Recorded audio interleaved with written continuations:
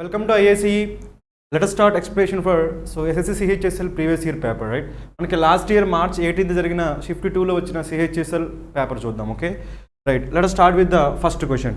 మనకి డైరెక్షన్స్ ఏమున్నాయి చూడండి. Select the alternative that will improve the underline part of the sentence. In case there is no improvement select no improvement. మనకి ఇది sentence improvement question, right? So ఇచ్చిన question ఏంటో చూద్దాం. So Priya has been working in the school from June 2017. Okay, ఇక్కడ మనకి has been working అనగానే, okay, so has been working అనగానే మనకి ఏమర్థం అవుతుంది, మనకి ఇది present perfect continuous tense. So present, okay, perfect, present perfect continuous tense, ఓకేనా? So present perfect continuous tense, right? So next మనకి ఇంకోటి పాయింట్ ఏంటంటే జూన్ 2017 అంటాం, రైట్? సో జూన్ 2017 అంటే మనం దీన్ని ఎలా తీసుకోవచ్చు, మనం పాయింట్ ఆఫ్ టైమ్గా తీసుకోవచ్చా, పీరియడ్ ఆఫ్ టైం తీసుకోవచ్చా?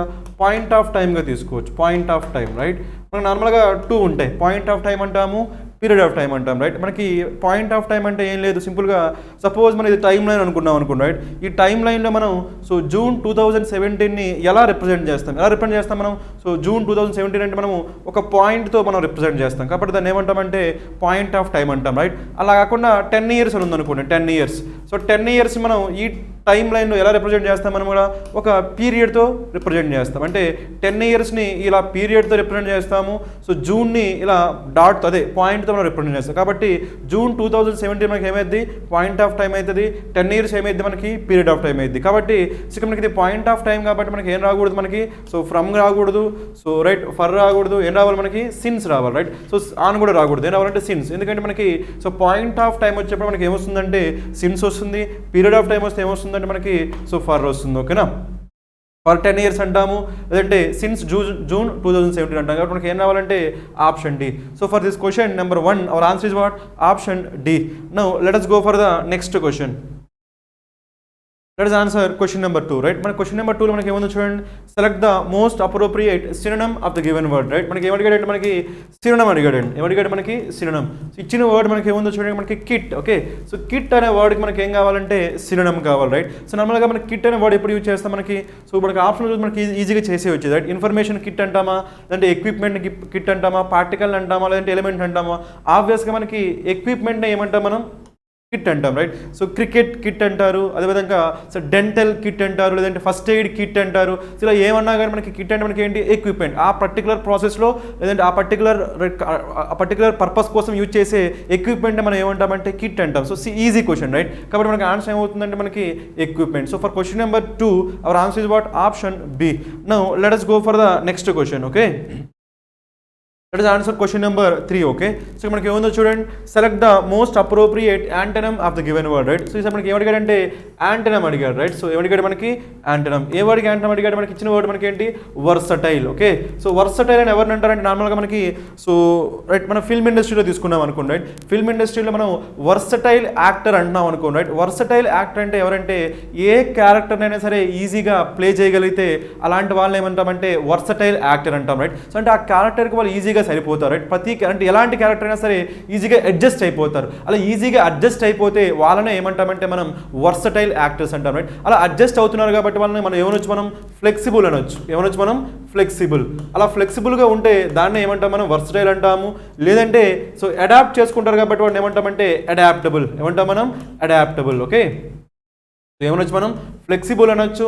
లేదంటే అడాప్ట్ చేసుకుంటారు కాబట్టి అడ్జస్ట్ అయిపోతారు కాబట్టి ఏమనొచ్చు మనం, అడాప్టబుల్ అనొచ్చు. అలాంటి వాళ్ళని ఏమంటాం మనం, వర్సటైల్ అంటాం, రైట్? సో ఆ వర్డ్కి మనకి ఏమడిగాడు, మనకి యాంటనమ్. సో మనం అలా ఫ్లెక్సిబుల్గా లేకపోతే, అలా అడ్జస్ట్ కాకపోతే అలాంటి వాళ్ళకి యాంటనమ్ ఏమవుతుంది, మనకి ట్రూత్ఫుల్ అంటామా, నో. సో ఇన్సిన్సియర్ అంటామా, నో.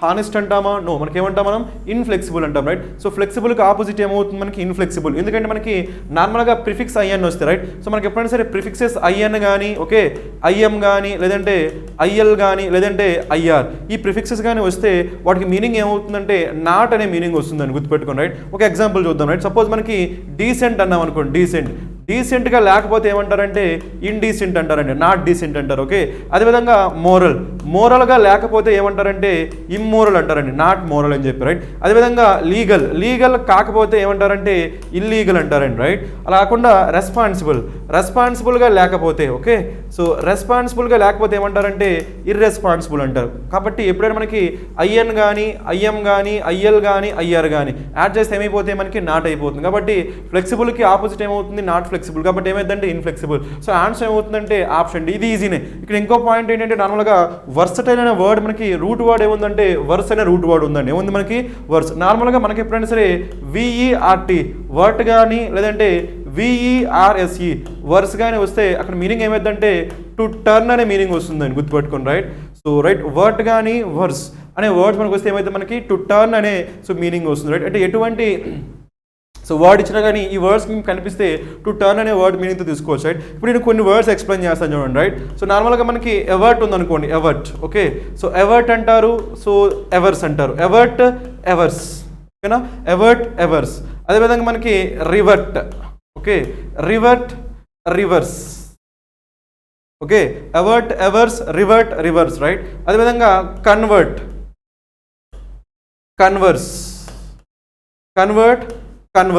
Okay, right. సబ్వర్స్,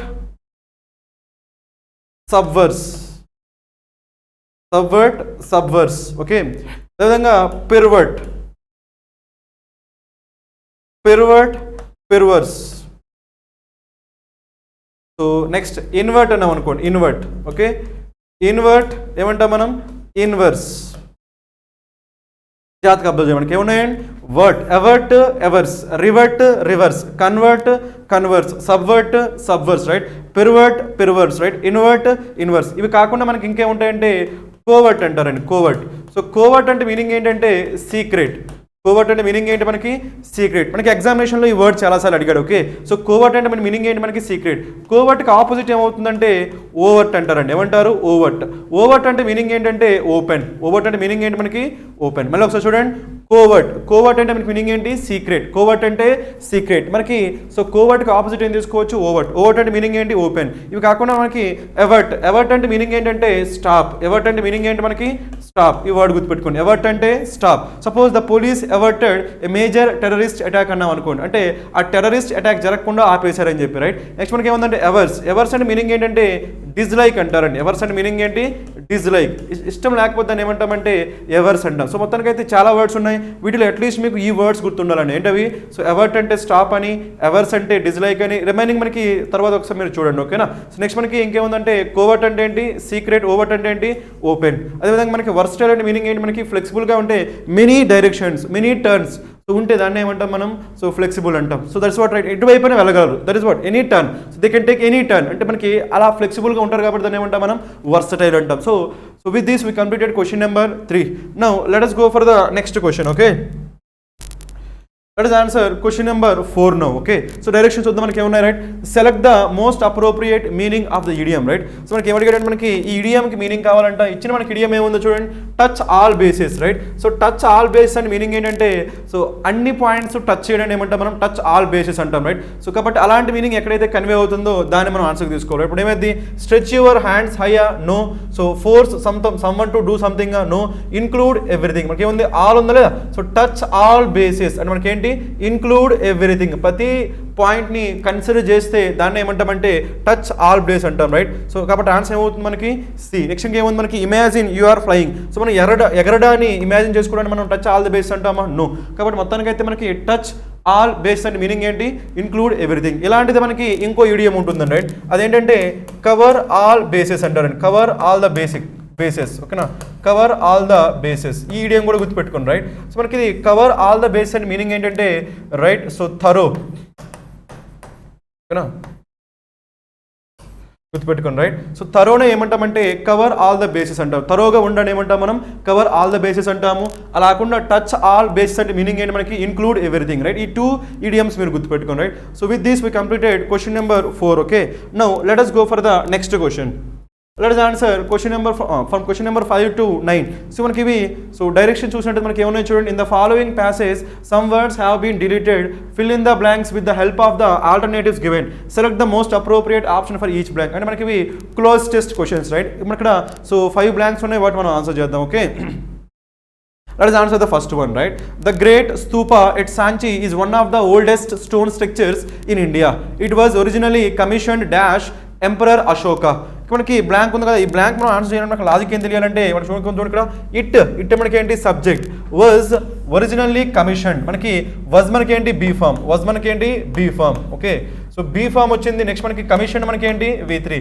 మనకి ఎప్పుడైనా సరే ఎక్కడైనా సరే ఎక్కడైనా సరే మనకి బీ ఫామ్ ప్లస్ V3 వచ్చిందంటే అక్కడ ఏ వాయిస్ ఉన్నట్టు, అక్కడ మనకి ప్యాసివ్ వాయిస్ ఉన్నట్టు అండి. ఏ వాయిస్ మనకి passive voice right. So passive వాయిస్లో మనకి ప్రిపోజిషన్ ఏమి యూజ్ చేస్తాము, బై యూజ్ చేస్తాం రైట్. కాబట్టి ఇది ఎవరు కమిషన్ చేశారు, ఎంపరర్ అశోక. కాబట్టి ఈ పర్టికులర్ బ్లాంక్లో మనకి ప్రిపోజిషన్ ఏం రావాలంటే బై రావాలి. ఎందుకంటే మనకు ఉన్నది ఎందులో ఉంది, ఇది ప్యాసివ్ వాయిస్లో ఉంది. కాబట్టి ఆబ్వియస్గా ఆన్సర్ ఏమవుతుందంటే మనకి బై. సో ఈ క్వశ్చన్ మనం డైరెక్ట్గా ఆప్షన్ చూడకుండా మనం చేసేయచ్చు రైట్, ఎందుకంటే మనకి అది ప్యాసివ్ వాయిస్లో ఉంది కాబట్టి. So that is the reason for question number 5 hour answer is what, option A. Now let us go for the next question. Let us answer question number 6. Okay, so commissioned by Emperor Ashoka in the 3rd century BCE, right? So its nucleus dash a simple hemispherical brick structure built dash, right? ఇక్కడ మనకి ఏమంటున్నామంటే it's nucleus. అంటే it's అంటే మనకి ఏంటి, so ఎవరి గురించి మాట్లాడుతున్నాం, ఆ స్తూపా గురించి మాట్లాడుతున్నాం, great స్తూపా. It's nucleus. So great స్తూపా యొక్క న్యూక్లియస్ గురించి మనం డిస్క్రైబ్ చేస్తున్నాం. ఇట్స్ న్యూక్లియస్ అని చెప్పి డిస్క్రైబ్ చేస్తున్నాం రైట్. నార్మల్గా మనకి ఎప్పుడైనా సరే డిస్క్రైబ్ చేస్తున్నాం అనుకోండి, సపోజ్ రాజు అనే ఒక పర్సన్ గురించి డిస్క్రైబ్ చేయాలనుకోండి రైట్. రాజు అనే ఒక పర్సన్ అనేవాడు మనకి ఏంటి, రిచ్ అన్నాడు అనుకోండి రైట్. ఇప్పుడు ఎలా చెప్తాం మనం కూడా డిస్క్రైబ్ చేయాలంటే, హీ రిచ్ అంటామా, నో, మనం అక్కడ హీ రిచ్ అని చెప్పలేం రైట్. లేదంటే రాజ్ అన్నాం అనుకోండి, రాజ్. ఓకే, రాజ్ అని చెప్పి ఈ రాజ్ అనేవాడు రిచ్ అని డిస్క్రైబ్ చేయాలంటే మనం సింపుల్గా రాజ్ రిచ్ అని చెప్పకూడదు. మధ్యలో ఏముండాలంటే మనకి రాజ్ ఈజ్ అనో లేదంటే రాజ్ వజ్ అనో ఉండాలి. రాజ్ ఈజ్ రిచ్ అనో లేదంటే రాజ్ వజ్ రిచ్ అనో ఉండాలి. అంటే మనకి దీన్ని ఏమంటామంటే బీ ఫార్మ్స్ అంటాం. ఏమంటాం మనం, బీ ఫార్మ్స్. అంటే నార్మల్గా మనం ఎప్పుడైనా సరే ఒక నౌన్ గురించి డిస్క్రైబ్ చేయాలంటే మనం సో ఏం యూజ్ చేయొచ్చు, మనం బీ ఫార్మ్స్ యూజ్ చేసి బీ ఫార్మ్స్ తర్వాత ఆ యాడ్జెక్టివ్స్ మనం తీసుకుంటాం. ఇక్కడ కూడా అదే జరిగింది రైట్. ఇక్కడ మనకి ఇట్స్ న్యూక్లియస్. ఆ న్యూక్లియస్ గురించి చెప్పేటప్పుడు ఇదంతా ఏమైందంటే డిస్క్రిప్షన్. సో న్యూక్లియస్ అనేది మనకి ఏంటి, ఇదంతా ఏ simple hemispherical so brick structure. ఓకేనా, ఏంటది, ఆ స్తూపా యొక్క న్యూక్లియస్ మనం డిస్క్రైబ్ చేస్తాం రైట్. డిస్క్రైబ్ చేస్తాం కాబట్టి మనకి ఏముండాలి, బీ ఫామ్ ఉండాలి రైట్. ఆ బీ ఫామ్ కూడా మనకి ప్రెజెంట్లో ఉండాలా, పాస్ట్లో ఉండాలా. ఇక్కడ మనకి ఏం జరుగుతుంది, మనకి పాస్ట్లో జరుగుతుంది కాబట్టి మనకి క్లియర్ అవ్వాలంటే మనకి పాస్ట్ ఉండాలి. పాస్ట్లో బీ ఫామ్ మనకి ఏమొస్తుంది, వజ్ వర్. అది కాకుండా ఇక్కడ సింగులర్. న్యూక్లియస్ అనేది మనకి సింగులర్, న్యూక్లియర్ అనేది మనకి ఏంటి, plural. So nucleus singular, nuclear meaning ఏంటి మనకి plural right. Nucleus nuclei. So కాబట్టి మనకి ఏం రావాలంటే సింగులర్ కాబట్టి వజ్ రావాలి రైట్. సో ఆప్షన్లో ఎక్కడైతే మనకి వజ్ ఉంటుందో అదే మన ఆన్సర్. ఎక్కడ ఉంది మనకి వజ్ అనేది, ఆప్షన్ సి. నార్మల్గా ఇక్కడ మనకి న్యూక్లై అని ఉందనుకోండి, అప్పుడు ఏమైందంటే మనకి సో రైట్ ప్లూరల్ అయ్యింది రైట్. సో వర్, ఎందుకంటే నార్మల్గా మనకి ఇలా ఉందనుకోండి రైట్. ఫోకస్, ఫోకస్ అనేది సింగులర్. సో ఫోకై అనేది మనకి ఏంటి, ప్లూరల్. Singular plural. అదేవిధంగా న్యూక్లియస్ సింగులర్, న్యూక్లియర్ అనేది మనకి మీనింగ్ ఏంటి, ప్లూరల్. కాబట్టి మనకి ఆన్సర్ ఏమవుతుంది, మనకి వజ్. So for this question number 6 our answer is what, option C. Let us go for the next question. Let us answer question number 7. Okay, a simple hemispherical brick structure built dash the relics. ఓకేనా, మనకి relics అంటే meaning ఏంటంటే remaining. ఓకేనా, remaining so structures అని చెప్పవచ్చు relics. ఓకేనా, simple మనం ఏమనొచ్చు అంటే రెమైనెంట్స్ అనొచ్చు. ఓకేనా, రిమైనింగ్ పార్ట్స్ వాటిని ఏమంటాం మనం, రిలిక్స్. సో ఇక్కడ మనకి ఏముంది, బిల్ట్ డాష్ ద రిలిక్స్ అంటే of the Buddha. So Buddha యొక్క రిమైనింగ్స్ ఎక్కడ, బుద్ధ యొక్క రిమైనింగ్స్ ఓవర్ అంటామా, అబౌట్ అంటామా, ఇంటూ అంటామా, ఎసైడ్ అంటామా. ఆబ్వియస్గా మనకి రిలిక్స్ పైన అది ఉంటుంది కాబట్టి మనకి ఏం రావాలంటే ఓవర్ అంటాం. మనకి పొజిషన్ గురించి మాట్లాడుతున్నాం రైట్. సపోజ్ మనకి ఇవి రిలిక్స్ అనుకోండి రైట్, ఇవి మనకి రిలిక్స్ అనుకోండి రైట్. సో ఈ స్ట్రక్చర్ అనేది ఎలా ఉంది, వీటి పైన ఉంటుంది కాబట్టి మనం ఏమన్నారని చెప్పాలంటే ఓవర్ అని చెప్పాలి. కాబట్టి ఏమైందంటే built over the relics of the Buddha. So remnants of Buddha. So Buddha యొక్క రిమైనెంట్స్ పైన దాన్ని బిల్డ్ చేశారు కాబట్టి ఆ పైన అనే మీనింగ్ రావాలి. కాబట్టి మనకి ఏమొస్తుందంటే ఓవర్. మనకి అబౌట్ రాకూడదు, ఇంటూ రాకూడదు, పక్కనే అని రాకూడదు, పైన రావాలి. పైన రావాలి కాబట్టి మనకి ఏమొస్తుందంటే ఓవర్ అని వస్తుంది. So for this question number 7 hour answer is what, option A. Okay, now let us go for the next question. Let us answer question number 8. Okay, so it was crowned by the Chatri. మనకి Chatri Parasol. మనకి Parasol like and meaning ఏంటంటే so umbrella. గుర్తుపెట్టుకు మీకు చెప్పండి sir, Parasol అంటే meaning మనకి ఏంటి, umbrella. Umbrella like structure right. So umbrella like dash symbolising high rank. ఓకేనా, so but Parasol like దేని గురించి మాట్లాడుతున్నాం ఇక్కడ మనకి ఆబ్వియస్గా స్ట్రక్చర్ గురించి మాట్లాడుతున్నాం, రైట్? స్తూపా గురించి మాట్లాడుతున్నాము, న్యూక్లియస్ గురించి మాట్లాడుతున్నాం, ఇవన్నీ మనకి ఏమైతే స్ట్రక్చర్, అది కూడా మనకి బ్రిక్ స్ట్రక్చర్ అంటున్నాం. ఏమంటున్నాం మనం? Brick structure. కాబట్టి మనకి పారాసోల్ లైక్ ఏమైతే మనకి ఆబ్వియస్గా స్ట్రక్చర్ అవుతుంది, right? So Parasol like wall అని చెప్పాము, పారాసోల్ లైక్ కండ్యూట్ అంటే మీనింగ్ ఏంటంటే పైప్ అండ్ కండ్యూట్ మీనింగ్ ఏంటి మనకి?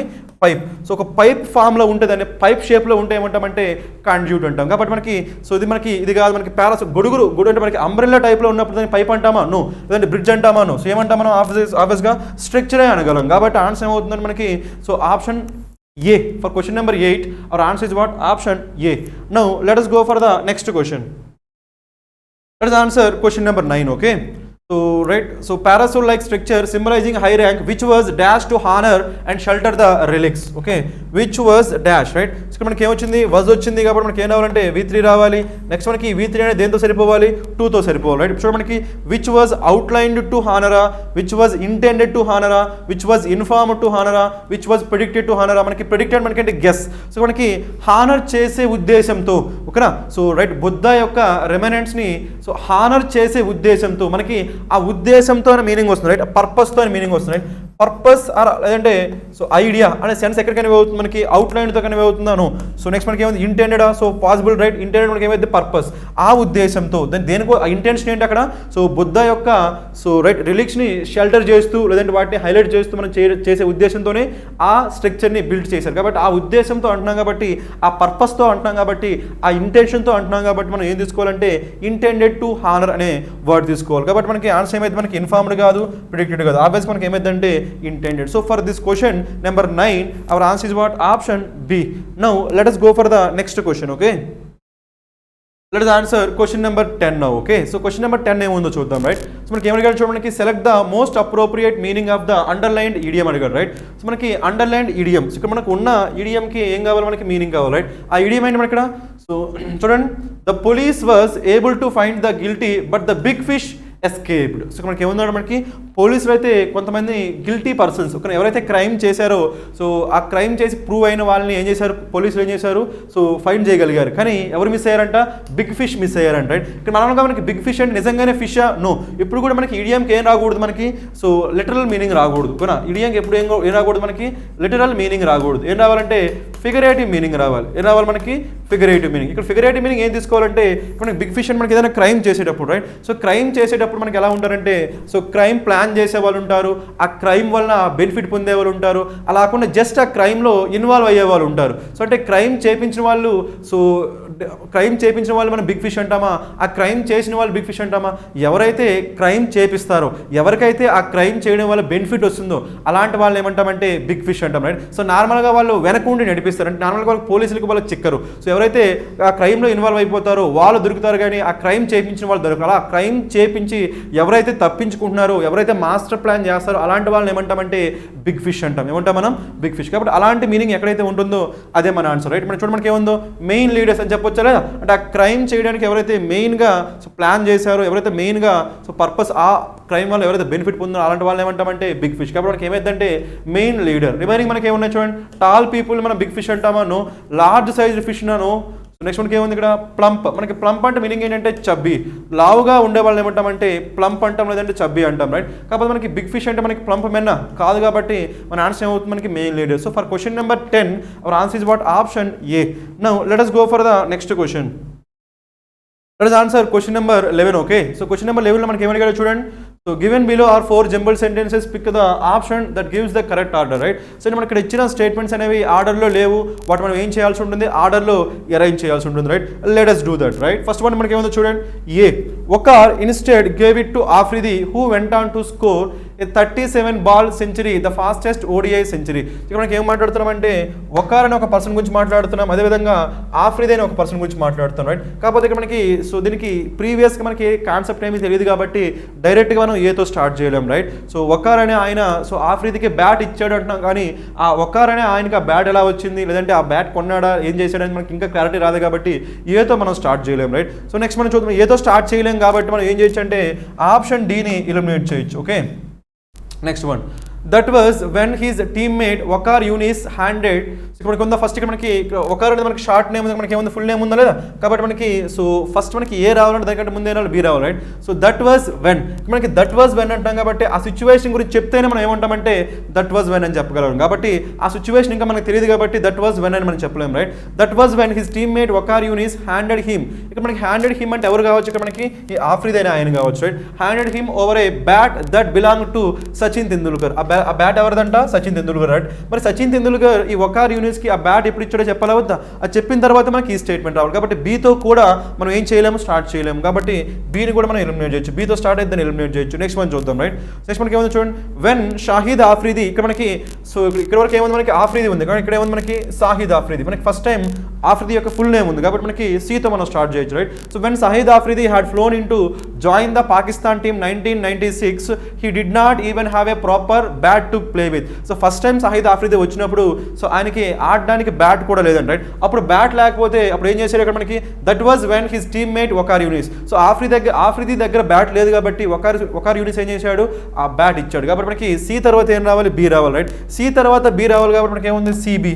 మనకి ఏముంది, బి లాస్ట్లో ఉంది కాబట్టి మనకి ఆన్సర్ కాదు, మనకి ఏం రావాలి, సిబి రావాలి, రైట్. తర్వాత ఏం రావాలి, సో బ్యాట్ ఇచ్చాడు, రైట్. అతను ఇప్పుడు బ్యాట్ అయితే ఇచ్చాడు సచిన్ తెందుల్కర్ బ్యాట్, రైట్. అసలు సచిన్ తెందుల్కర్ బ్యాట్ వకార్ యూనిస్ దగ్గరికి ఎలా వచ్చింది, ఆ ఎక్స్ప్లెనేషన్ మనకి ఎందులో ఉందంటే డీలో ఉంది, రైట్. ఏముంది చూడండి మనకి, Sachin had earlier gifted Waqar his bat. Sachin దానికంటే ముందు ఏం చేశాడంటే వకార్కి ఆయన బ్యాట్ గిఫ్ట్గా ఇచ్చాడు. కాబట్టి ఇప్పుడు మనకి క్లారిటీ వచ్చింది, రైట్. సో ఆఫ్రిదికి బ్యాట్ లేదు, ప్రాపర్ బ్యాట్ లేదు, అందుకని వకార్ యూనిస్ ఆఫ్రిదికి బ్యాట్ ఇచ్చాడు, ఓకే.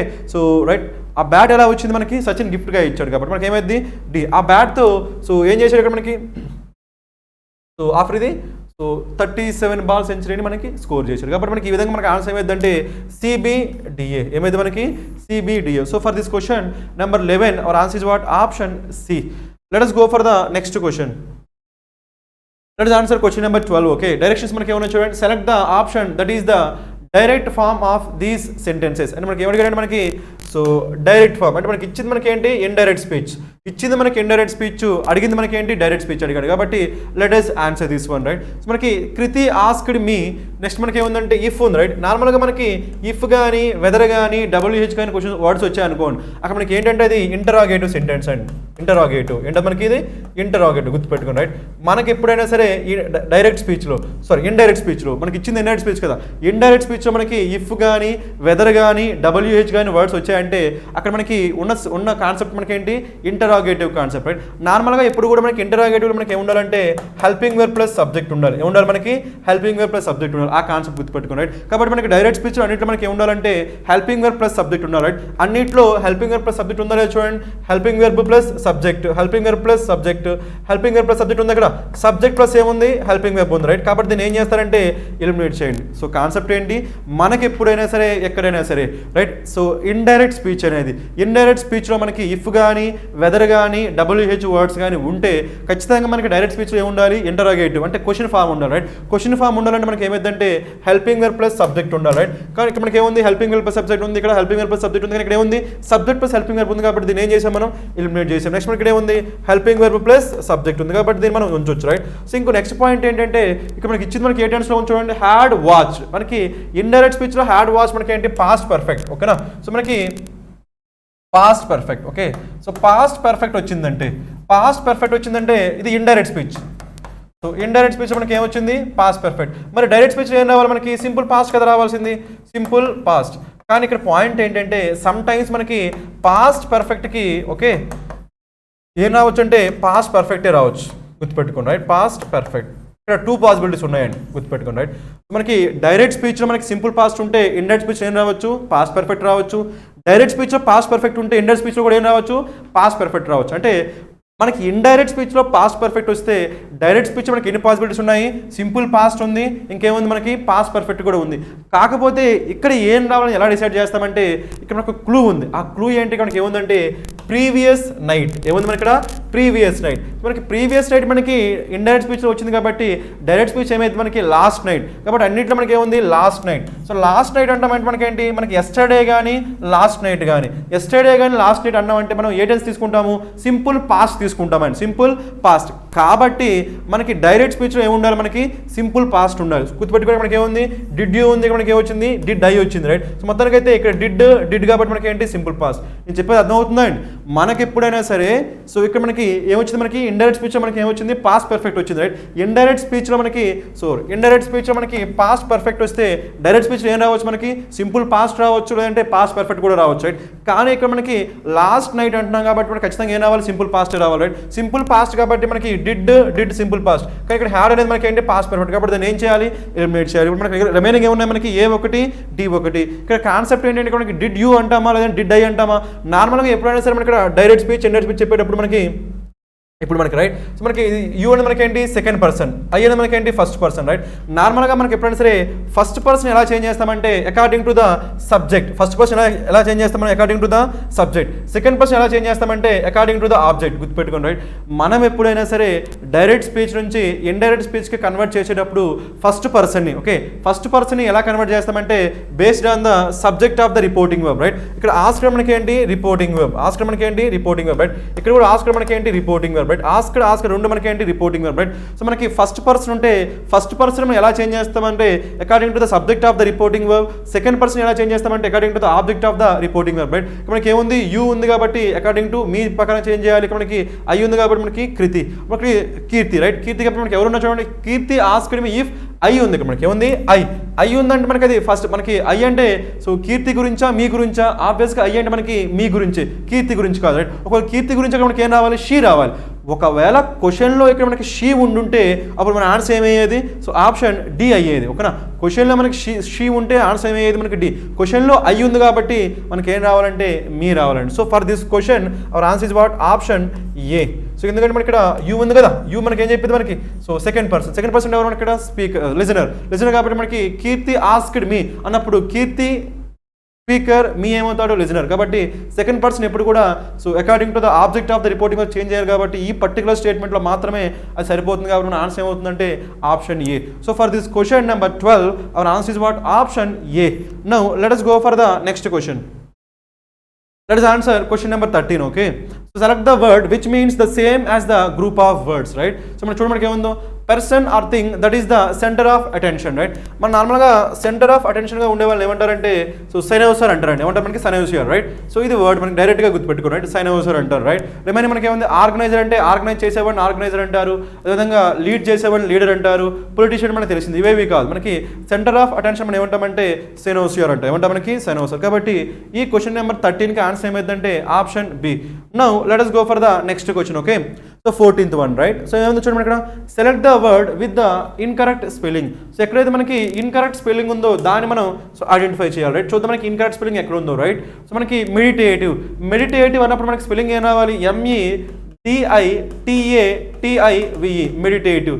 డిఐ ఉండాలి, MEDI ఉండాలి. ఇక్కడ మనకి ఏముంది డిఈ ఉంది, డిఈ ఉండకూడదు, డిఐ కాబట్టి మనకి ఆన్సర్ ఏమవుతుందంటే ఆప్షన్ ఏ. రిమైనింగ్ చూద్దాం, రైట్. సో అపెండెడ్ మనకి మనకి స్పెల్లింగ్ సరిపోయింది, రైట్. నార్మల్గా అపెండిక్స్ అని మనకి ఏంటి యాడ్. సో అపెండెడ్ మీనింగ్ ఏంటంటే యాడ్ చేయడాన్ని ఏమంటామంటే అపెండెడ్ అంటామండి. యాడ్ చేయడాన్ని ఏమంటాం మనం అపెండెడ్ అంటాం, రైట్. నెక్స్ట్ మనకి ఏముందంటే పెన్సివ్ అంటే మీనింగ్ ఏంటంటే డీప్ థాట్. పెన్సివ్ అంటే మీనింగ్ ఏంటి డీప్ థాట్ని ఏమంటామంటే మనం పెన్సివ్ అంటాం. కానీ ఇది కూడా మనకి మీనింగ్ కాదు కదా, రైట్. నెక్స్ట్ స్పెల్లింగ్ అనేది మనకి ఎలా ఉంది, కరెక్ట్గానే ఉంది, రైట్. స్పెల్లింగ్ కరెక్ట్గానే ఉంది కాబట్టి మనం ఆన్సర్గా తీసుకోలేము. మనకు కావాల్సిన మనకి ఏంటి ఇన్కరెక్ట్ స్పెల్లింగ్, రైట్. నెక్స్ట్ మనకి ఏముంది అప్రహెన్సివ్.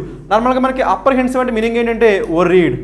సో వర్రీ అవడాన్ని మనం ఏమంటామంటే అప్రహెన్సివ్ అంటాం, లేదంటే యాంగ్జియస్ అని చెప్పొచ్చు. ఏం చెప్పొచ్చు మనం యాంగ్జియస్ ఆర్ వర్రీడ్, దాన్ని ఏమంటామంటే అప్రహెన్సివ్ అంటాం. కాబట్టి ఈ స్పెల్లింగ్ కూడా మనకి కరెక్ట్గానే ఉంది, రైట్. ఉన్న వాటిలో ఏ స్పెల్లింగ్ మిస్టేక్ ఉంది మనకి మెడిటేటివ్ అనే స్పెల్లింగ్ మిస్టేక్ ఉంది. మెడిటేటివ్ అంటే మీనింగ్ ఏంటి మనకి థాట్ఫుల్. కాబట్టి సో మనకి మీనింగ్ పక్కన పెడితే సో స్పెల్లింగ్ అనేది మనకి ఎర్రర్ ఉంది కాబట్టి మనకి ఆన్సర్ ఏమవుతుందంటే option A. Now let us go for the next question. Let us answer question number 15, okay.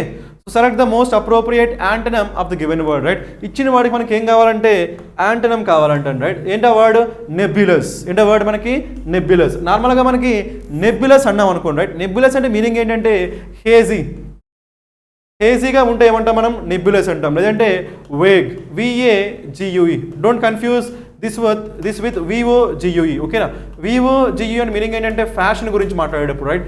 Fashion గురించి మాట్లాడేటప్పుడు మనం VOGUE అంటాం, రైట్. అలా కాకుండా VAGUE, వేగ్ అంటే మీనింగ్ ఏంటి మనకి అన్క్లియర్ అంటాం, రైట్. సో మనకి హేజీ అన్న వేగ్ అంటే మీనింగ్ ఏంటి అన్క్లియర్. సో అన్క్లియర్ కాబట్టి దానికి యాంటనమ్ అంటే ఏమైంది క్లియర్. సో మనకి ఫెమిలియర్ అవుతుందా నో, సో కామన్ అవుతుందా నో, మ్యూచువల్ అవుతుందా నో, మనకి ఏం అవ్వాలంటే క్లియర్. సో ఆన్సర్ ఏమవుతుంది మనకి option D. So for this question number 15 our answer is what option D. Now let us go for the next question. మనకి ఏముందో identify the segment in the sentence which contains the grammatical error, right. ఎక్కడైతే మనకి grammatical error ఉంటుందో దాన్ని identify చేయమన్నాడు. చూద్దాం మనకి ఏముందో.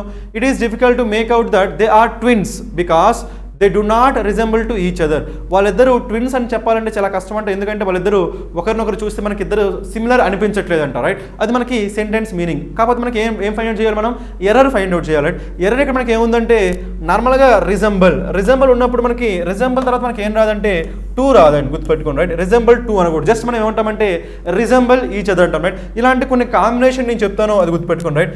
నార్మల్గా మనం ఏమనొచ్చు అంటే సిమిలర్ అని చెప్పొచ్చు, ఓకేనా. సిమిలర్ అని చెప్పినప్పుడు మనం ఏం రావచ్చు అంటే సిమిలర్ టూ అనొచ్చు.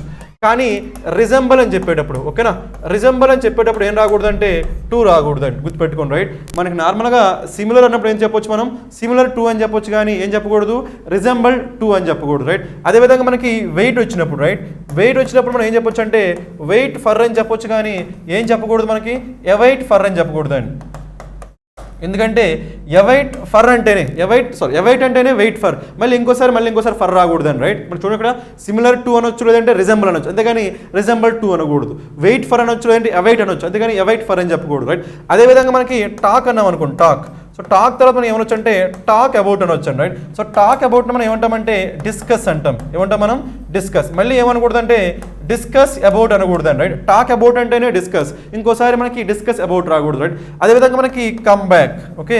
సో కమ్ బ్యాక్ అనొచ్చు. కమ్ బ్యాక్ మనం ఏమంటామంటే రిటర్న్ అంటాం, ఏమంటాం మనం రిటర్న్, అంతేగాని మళ్ళీ ఏమనకూడదు అంటే రిటర్న్ బ్యాక్ అనకూడదు, ఓకేనా. ఎందుకంటే కమ్ బ్యాక్ మనం ఏమంటాము రిటర్న్ అంటాం, రైట్. అదేవిధంగా మనకి ఎప్పుడైనా సరే ఇలా ఉందనుకోండి, రైట్. ఇంకో పాయింట్ ఏంటంటే ఆస్క్ అన్నాం అనుకోండి, రైట్. ఆస్క్ తర్వాత మనకి ఏం రావచ్చు అంటే ఫర్ రావచ్చు, రైట్. ఆస్క్ తర్వాత మనకి ఏం రావచ్చు ఫర్.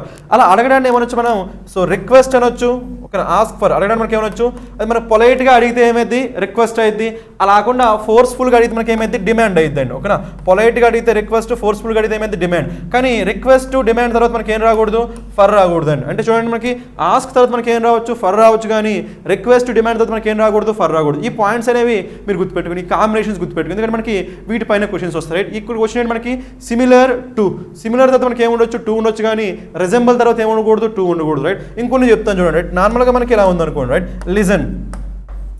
లిజన్ తర్వాత మనం ఏం యూజ్ చేయొచ్చు అంటే టూ యూజ్ చేయొచ్చండి, కానీ హియర్ తర్వాత మనం ఏం రాకూడదు అంటే టూ రాకూడదు, ఓకే. అదేవిధంగా లుక్ ఉందనుకోండి, లుక్ తర్వాత మనం ఏమనొచ్చు అంటే ఎట్ అనొచ్చు, అంతేగాని సి ఉందనుకోండి, సి తర్వాత మనకి ఏం రాకూడదు అంటే ఎట్ రావచ్చు, ఎట్ రాదు.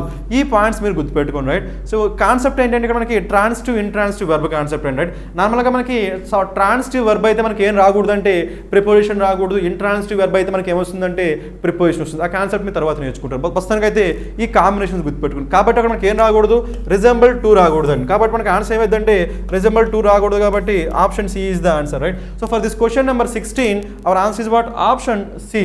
Now let us go for the next question.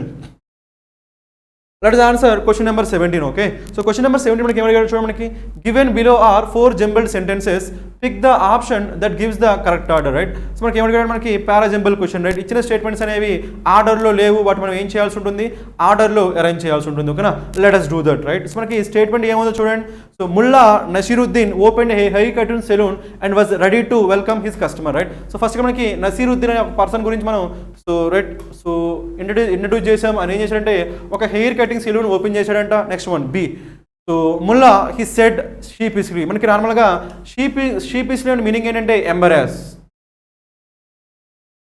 Embarrassed.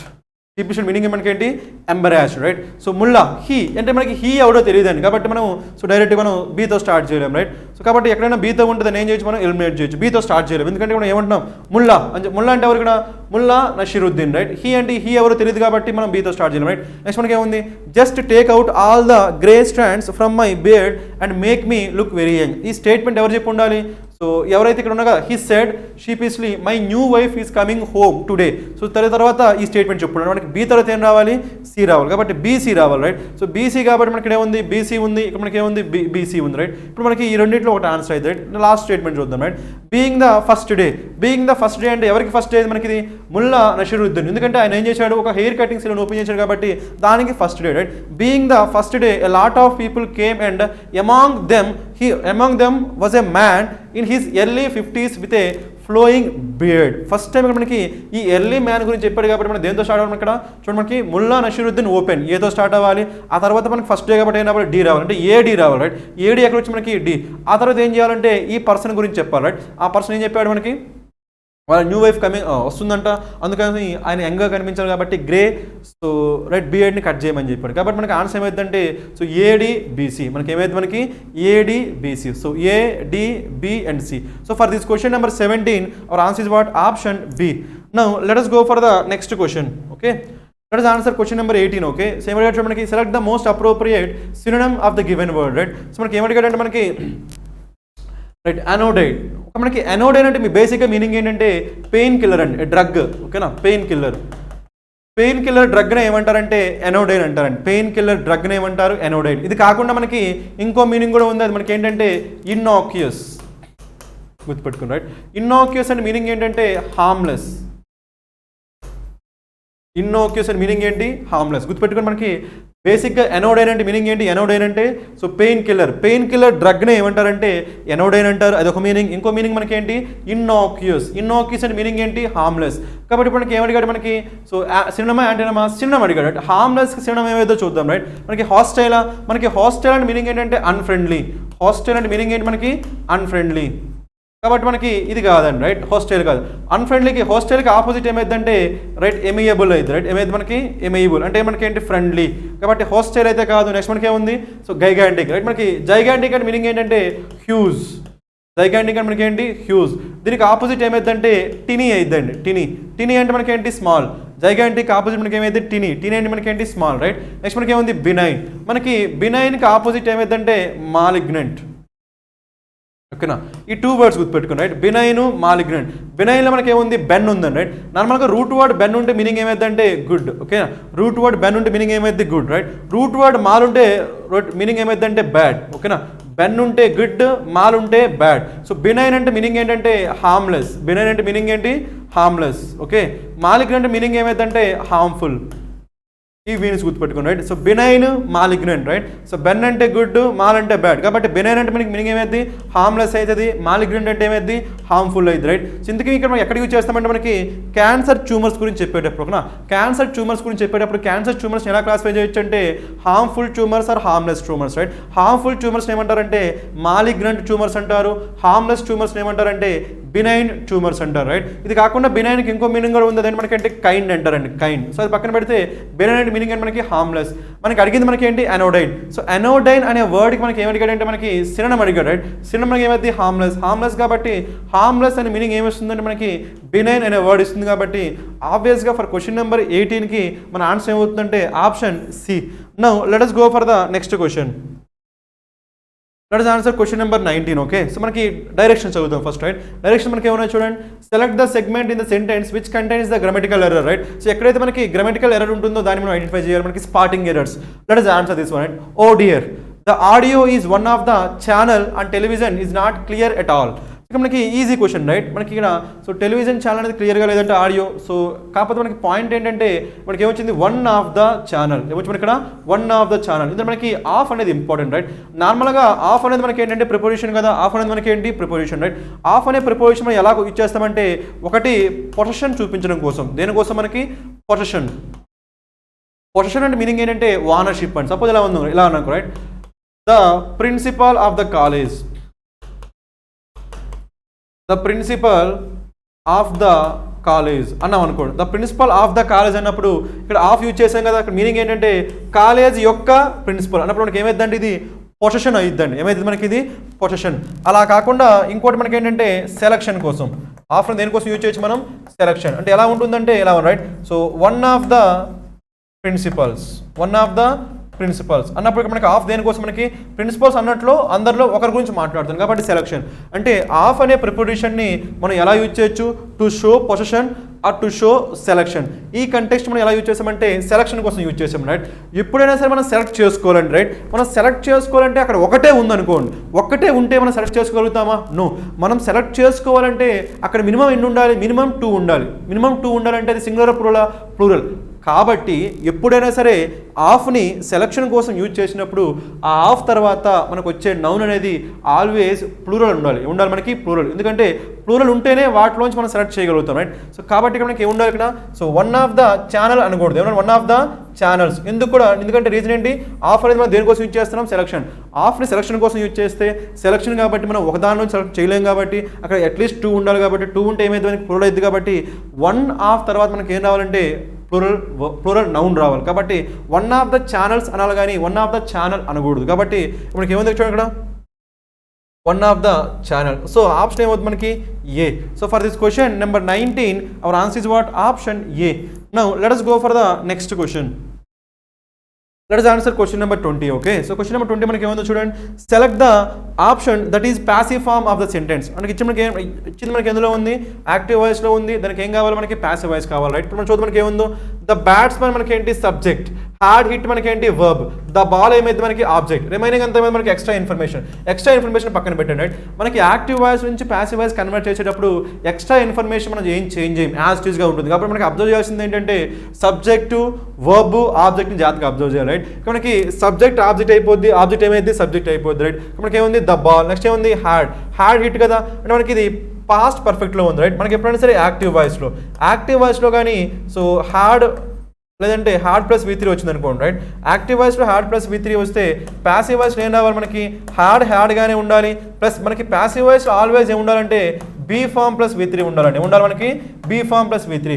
కాబట్టి హ్యాడ్కి సూట్ అయ్యే బీ ఫామ్ ఏముంది, హ్యాడ్ బీ అంటామా, హ్యాడ్ యామ్ అంటామా, హ్యాడ్ ఈజ్ అంటామా, హ్యాడ్ ఆర్ అంటామా, ఆబ్వియస్గా మనకి హ్యాడ్ బీనే రావాలి. కాబట్టి హ్యాడ్ బీన్ ప్లస్ V3. అంటే ఎప్పుడైనా సరే మనకి యాక్టివ్ వాయిస్లో హ్యాడ్ ప్లస్ V3 ఉంటే ప్యాసివ్ వాయిస్లో ఏం రావాలి, మనకి హ్యాడ్ బీన్ ప్లస్ V3 రావాలి. కాబట్టి ఇక్కడ మనకి ఏం రావాలి చూడండి, ఇక్కడ ద బాల్ ఈజ్ అంటామా, no.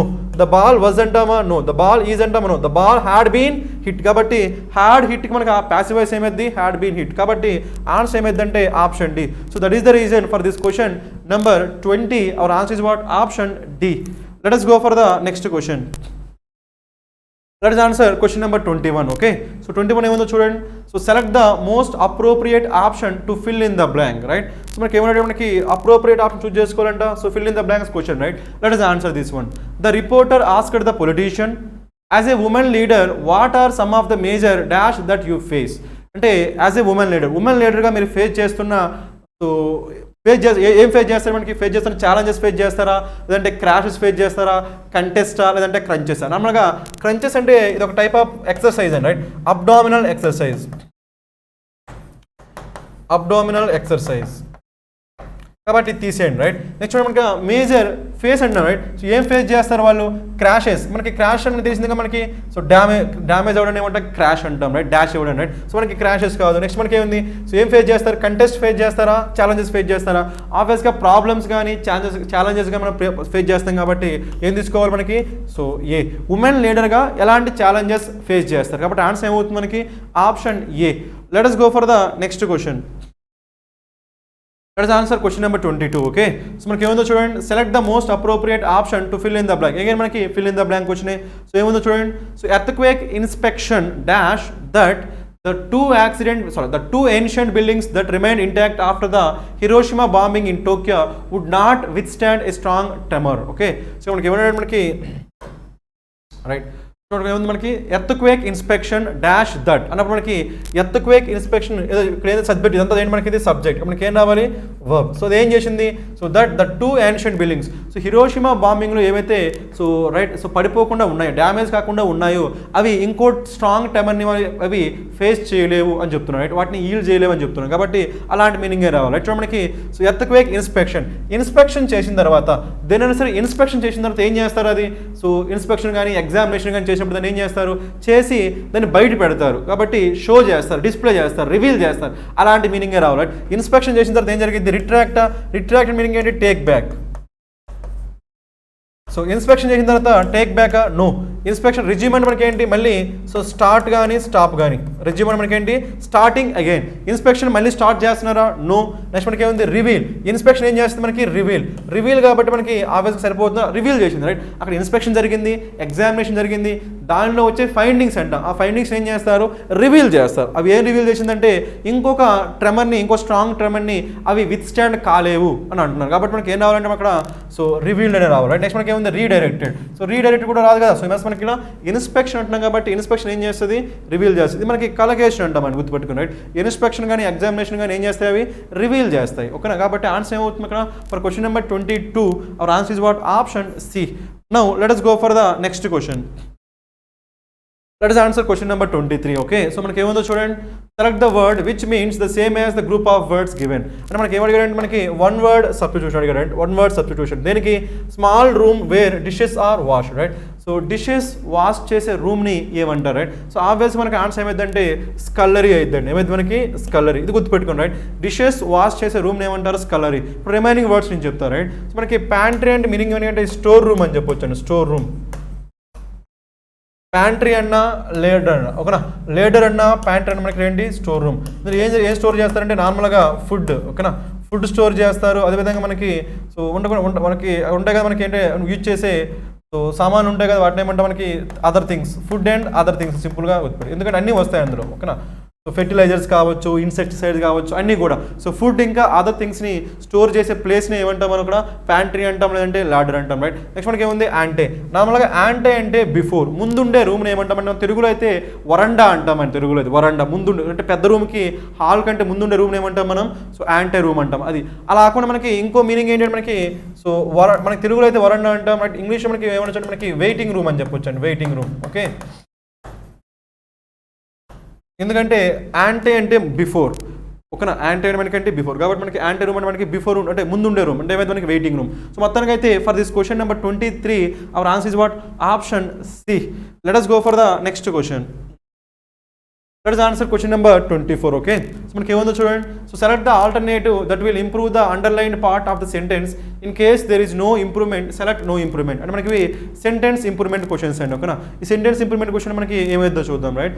The struggle for climate change must be prioritised given that our population is increasing and not decreasing. So మనకి ఇక్కడ సో మనకి ఏమైందో చూడండి the struggle for climate change ఇది మనకి సబ్జెక్ట్ మనకి ఎందులో ఉంది మనకి must modal verb okay plus be అనేది మనకి ఏంటి బీ ఫామ్ ప్లస్ ప్రియారిటైజ్ మనకి ఏంటి V3 be form plus V3 వచ్చిందండి ఏ వాయిస్ మనకి ఇది ప్యాసివ్ వాయిస్ కాబట్టి మీరు ఒక్కటే చెక్ చేయండి. సో ఇది మనకి ప్యాసివ్ వాయిస్లో ఉండాలా ఉండకూడదు ఆబ్వియస్గా ప్యాసివ్ వాయిస్లో ఉండాలి రైట్. సో ఏముంది the struggle for climate change must B prioritise మనకి స్ట్రగుల్ ప్రియారిటీ చేస్తుందా స్ట్రగుల్ మనం ప్రియారిటీ ఇవ్వాలా స్ట్రగుల్కి మనం ప్రియారిటీ ఇవ్వాలి కాబట్టి మనకి ప్యాసివ్ వాయిస్లో చెప్పాలి కాబట్టి ఖచ్చితంగా మస్ట్ బి ప్రియారిటైజ్ అంటే ఇచ్చింది కరెక్ట్గానే ఉంది రైట్. ఇప్పుడు రిమైనింగ్ చూద్దాం రైట్. మనకి ఏముంది have prioritise have plus V3 అంటే యాక్టివ్ వాయిసా ప్యాసివ్ వాయిసా యాక్టివ్ వాయిస్ ఎందుకంటే మనకి ప్యాసివ్ వాయిస్ అని చెప్పాలంటే ఖచ్చితంగా ఏముండాలి బీ ఫామ్ ప్లస్ V3 ఉండాలి రైట్.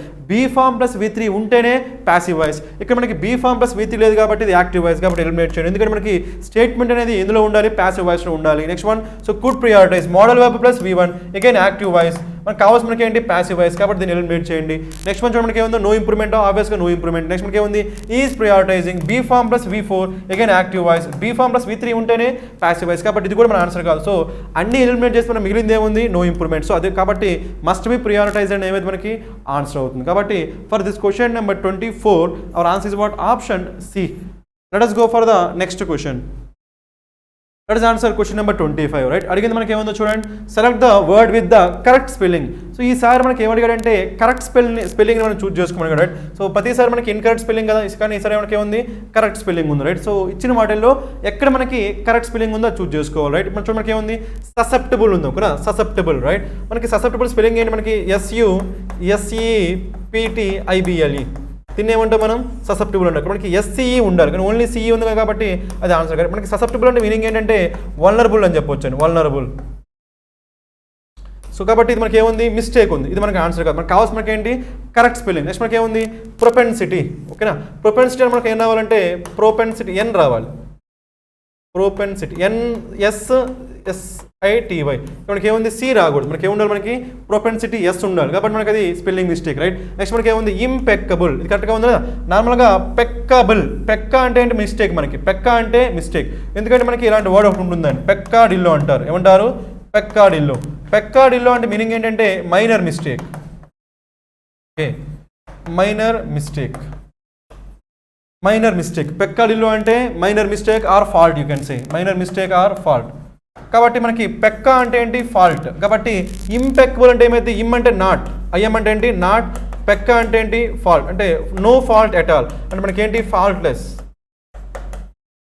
ఫాల్ట్లెస్ని ఏమంటామంటే ఇంపెక్కబుల్ అంటాం, ఇది మనకి కరెక్ట్గానే ఉంది కాబట్టి మనకి ఆన్సర్ ఏంటి మనకి ఆప్షన్ C. నెక్స్ట్ మనకి ఏముంది ఇంప్రెషనబుల్.